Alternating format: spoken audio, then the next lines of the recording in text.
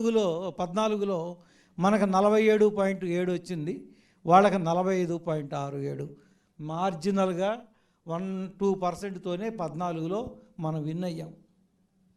ఆ తర్వాత ఓట్లు చీలిక మూలాన మనకి 23 సీట్లకే వచ్చాం. లేకపోతే మినిమం ఓడిపోయినా సరే 65 నియోజకవర్గాల్లో ఈజీగా గెలిచేవాళ్ళం. అందుకని మనం మీకు ఇప్పటికీ చెప్పదలుచుకుంది ఏంటంటే, రాష్ట్రంలో 147 నియోజకవర్గాల్లో తెలుగుదేశం, జనసేన, బీజేపీ 3 కలిపితే ఓట్లకి వైసీపీకి ఓట్లకి మధ్య 5% గ్యాప్ ఉంది, అంటే 2% గ్యాప్ ఉంది.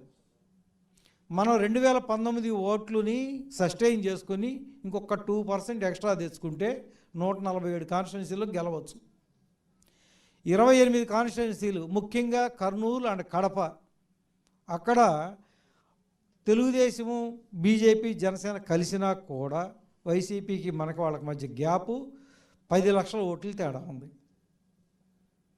10 లక్షల ఓట్లు తేడా, చాలా చాలా వైడ్ మార్జిన్ ఉంది.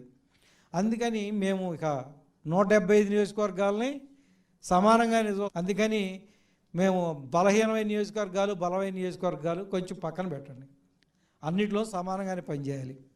మేము తీసుకుంది ఏంటంటే క్రైటీరియా, అబోవ్ 35% వచ్చినటువంటి 2019లో అబోవ్ 35% వచ్చినటువంటి నియోజకవర్గాలను ఇప్పుడు కొన్ని తీసుకున్నాం. ఇంకా ఈ 30 కాన్స్టిట్యున్సీలు కాకుండా ఇంకా అందరం పనిచేస్తానంటే